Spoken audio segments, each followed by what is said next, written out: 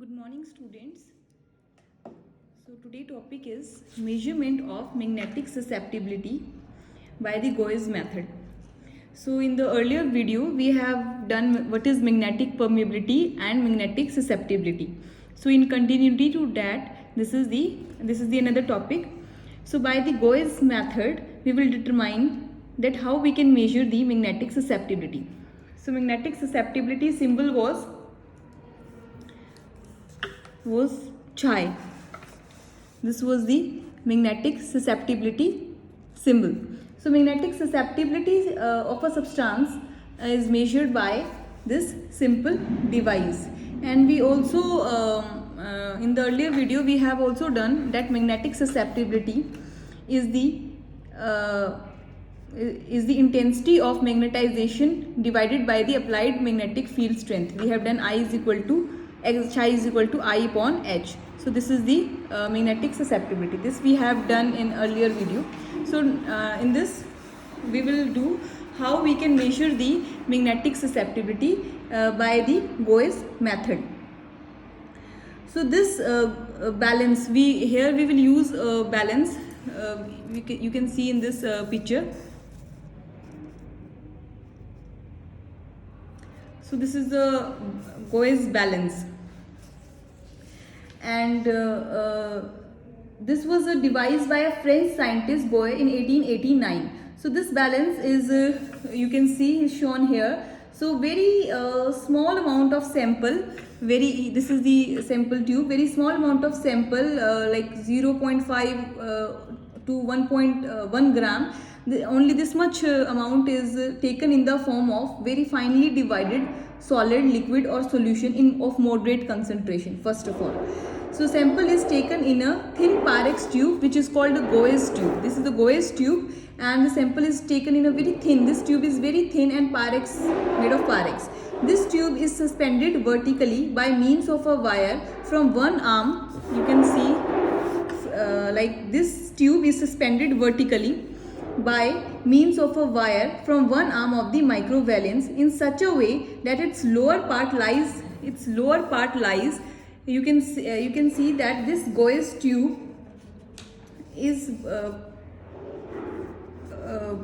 suspended vertically, and its lower part, you can see part lies in the middle of the two poles. These are the two poles of electromagnet. So the axis of the tube is at the right angle. ये right angle पे होगी to the direction of the applied magnetic field.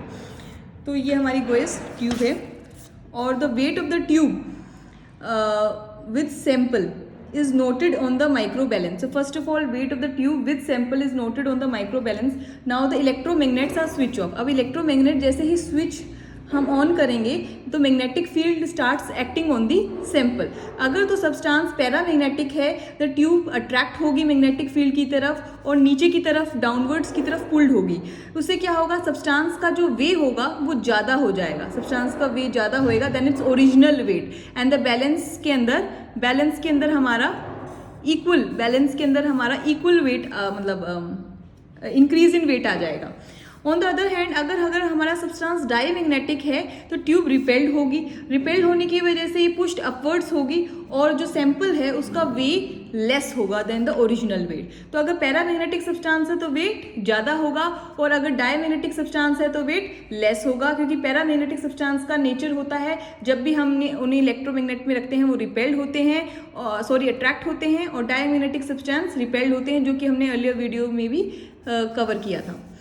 सो अब इसमें हमें क्या major करेंगे, हम change in weight measure करेंगे. पहले वेट कुछ और था, अब इसका वेट जो होगा that would be different. So that difference in weight, that change in weight is denoted by M G. Delta M is the change in the weight, and G is here the gravity.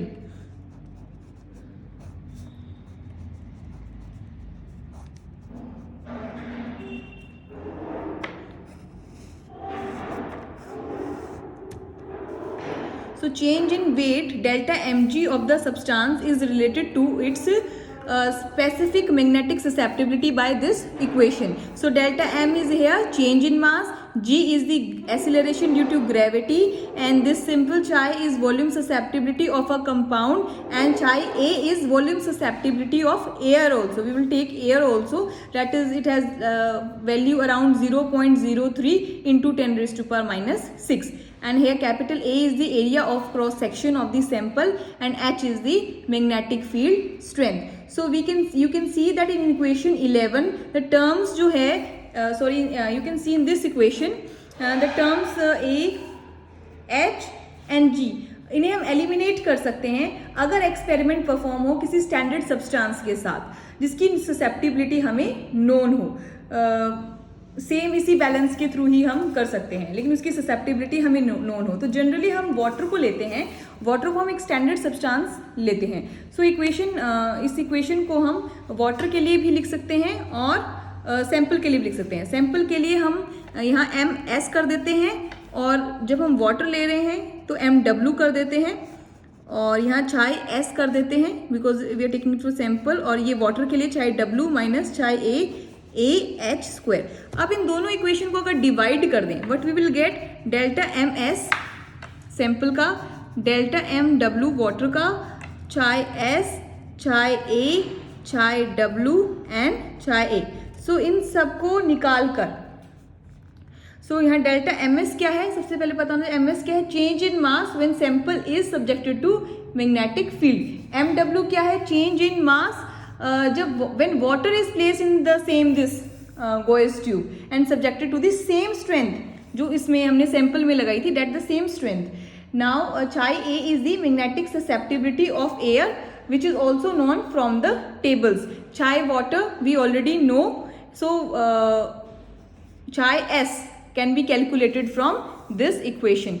MS, MW, चाय A और चाय W हमें पता है, तो इस equation को solve करके we can determine the magnetic susceptibility of the sample.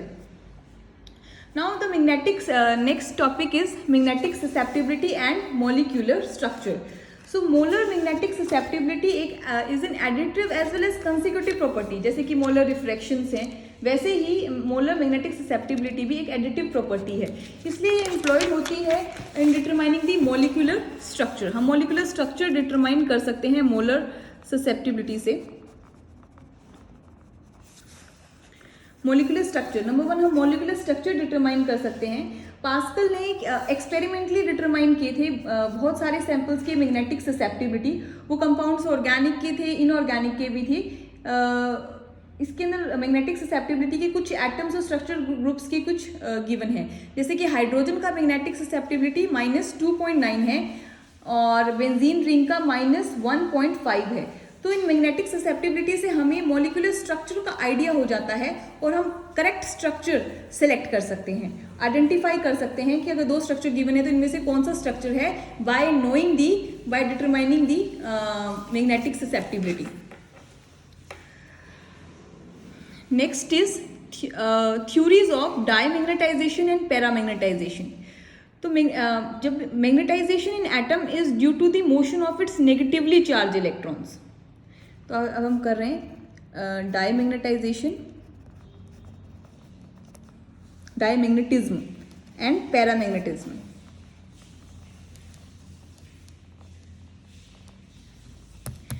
तो किसी भी एटम की मैग्नेटिज्म उसके मोशन ऑफ इलेक्ट्रॉन्स की वजह से ही होती है. इलेक्ट्रॉन्स के अंदर ऑर्बिटल मोशन भी होता है और स्पिन मोशन भी होता है. तो इलेक्ट्रॉन स्पिन हमें मैग्नेटिक मूवमेंट देता है, जिससे स्पिन इलेक्ट्रॉन एक मैग्नेटिक फील्ड भी जनरेट करता है. सो बहुत सारे सब्सटेंसेस में इलेक्ट्रॉन्स जो ऑपोजिट स्पिन्स के होते हैं वो पेड हो जाते हैं और उनका मैग्नेटिक मूवमेंट कैंसिल आउट हो जाता है. जैसे कि डायमैग्नेटिक सब्सटेंस है, उसके अंदर हमारे जो इवन नंबर ऑफ इलेक्ट्रॉन्स होते हैं और वो पेड हो जाते हैं. पेड होने की वजह से इनका जो स्पिन मैग्नेटिक मूवमेंट होगा वो जीरो हो जाएगा उनका, और एज अ रिजल्ट उनका जीरो मैग्नेटिक मूवमेंट होता है. और जब ऐसे substance diamagnetic substance external magnetic field में रखे जाते हैं तो ये रिपेल्ड करते हैं, ऑपोजिट होते हैं to the direction of applied external field, और उस वजह से इनकी रिपल्शन होती है. इसी को ही डायमैग्नेटिज्म बोलते हैं. और इन सब्सटेंसेस को डायमैग्नेटिक सब्सटेंस बोलते हैं. तो diamagnetism is exhibited only by those substance which contain paired electrons. So this we have to remember. Now the paramagnetism. is exhibited by the substance in which molecule contains unpaired electrons. That unpaired electrons can be one or more than one. So these the magnetic moments now, they don't cancel out. Like for example, the number of unpaired electrons are like this.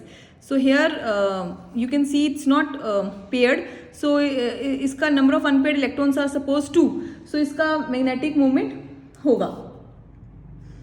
और ये भी खुद एक tiny magnet, हर एक molecule tiny magnet की तरह act करता है, क्योंकि जब भी ऐसे सब्सटेंस को हम एक्सटर्नल मैग्नेटिक फील्ड में रखते हैं, they behaves as a magnets and they are attracted towards the magnetic field. That's why large number of magnetic lines of force pass through them than as compared to the vacuum. So ऐसे substances को हम बोलते हैं paramagnetic substance. अब diamagnetic substance की तो हमने बताया मैग्नेटिक मूवमेंट 0 हुई. अब पैरामैग्नेटिक सब्सटेंस की हम मैग्नेटिक मूवमेंट कैसे निकाल सकते हैं? So the next topic is determining the magnetic movement of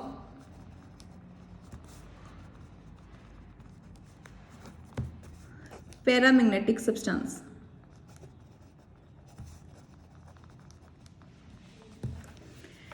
तो पैरामैग्नेटिज्म किसकी वजह से होता है? अनपेयर्ड इलेक्ट्रॉन्स की वजह से होता है, और वो हर एक मॉलिक्यूल टाइनी मैग्नेट की तरह बिहेव करता है, और उसका एक मैग्नेटिक मूवमेंट होता है. उस मैग्नेटिक मूवमेंट को हम डिनोट करेंगे म्यू एम से. And when electric external magnetic field is applied, these tiny magnets वो align हो जाते हैं parallel to the direction of the applied field.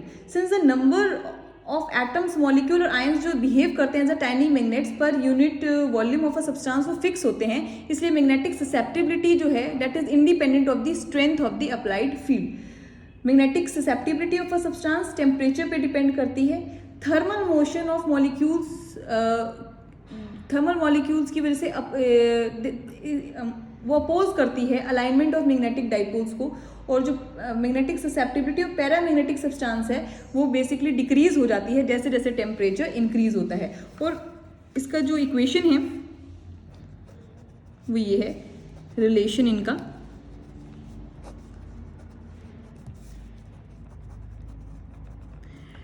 तो यहाँ अल्फा क्या है? Alpha is the magnetic polarization, K is the Boltzmann constant, and N is the Avogadro number. So you can see from this equation the quantities on the right hand side except temperature are constant. तो सभी quantities चाहे K है, Boltzmann constant है, चाहे magnetic polarizability है, चाहे Avogadro number है, सभी quantities क्या है? fix होती हैं, ये constant है. तो सिर्फ temperature को छोड़कर. तो जब भी हम ग्राफ ड्रा करेंगे चाहे m और 1/t के बीच में, चाहे m और 1/t के बीच में,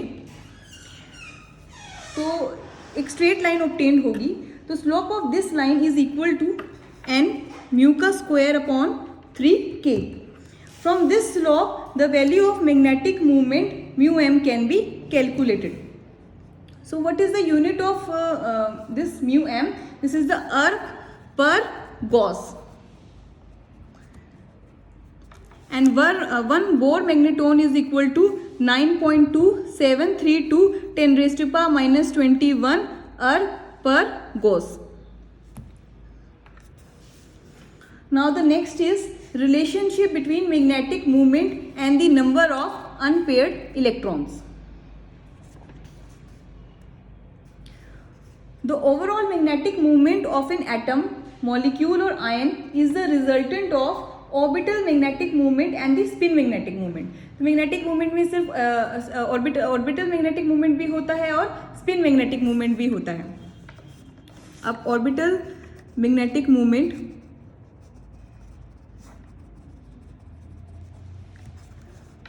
को हम डिनोट करते हैं म्यू एल से, और इसे हम जानते हैं ये क्या होता है? L bracket L plus 1 B M. This is B M is Bohr magneton. What is L here? L is the azimuthal quantum number, and spin magnetic movement mu s. This is the spin magnetic movement.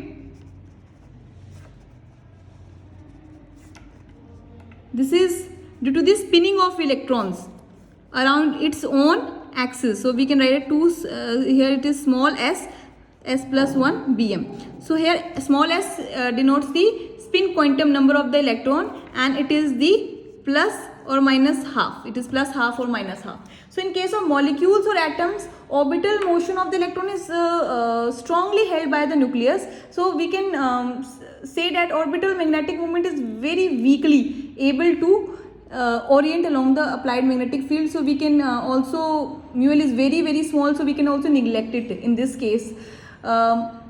So now the magnetic moment is mainly due to the contribution of spin magnetic moment in the case of molecules. So magnetic moment of the electron is, we have done, that is the 2s bracket s plus 1 in the case of molecules, because the orbital magnetic moment is considered very small, so we can neglect it also.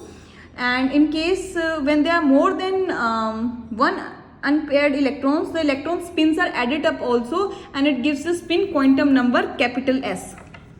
So we can write in this the total magnetic moment, because this part is 0, orbital magnetic part is 0, so we can also write that this is capital S here, which denotes the total spin quantum number, because half for one electron, S is half for one electron, and so we can also write capital S is equal to n number of unpaired electrons into half, n by 2. So we can also write this in the form of number of unpaired electrons, n by 2, n plus 1 Bohr magneton.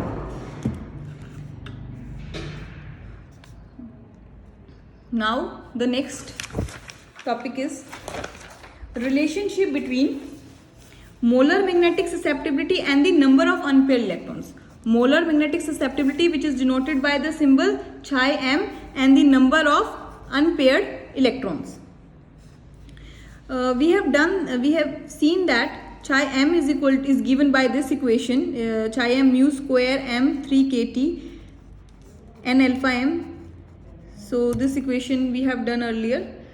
So here alpha m is the magnetic polarizability, and we can neglect this its contribution because it is very small. So we can also write like this also, n mu square m 3 kt. And what is mu square m? What is mu square m? We have done mu m is equal to 2 n upon 2 n plus 1 Bohr magneton. So we can substitute this mu m in this above equation, and here we get the relationship of molar magnetic susceptibility and the number of unpaired electrons. So knowing the number of unpaired electrons, the value of chi m can be calculated. Now the next topic is application of magnetic susceptibility. Applications of magnetic susceptibility.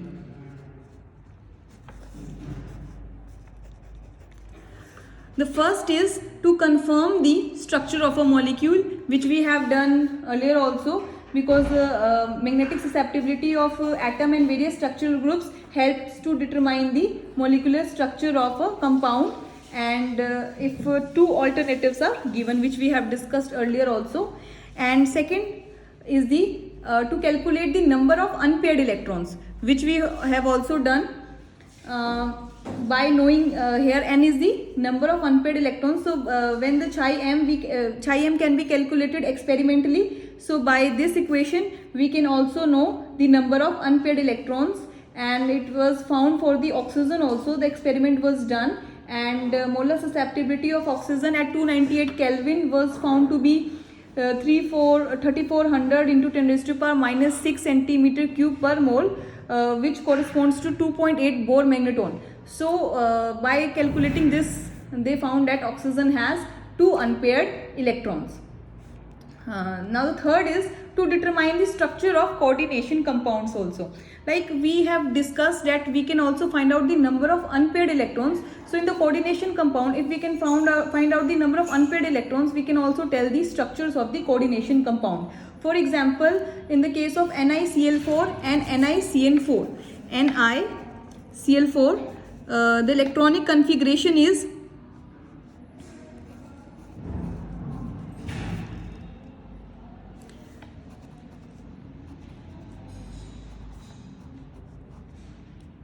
And in the case of NiCN4, this is 3D8.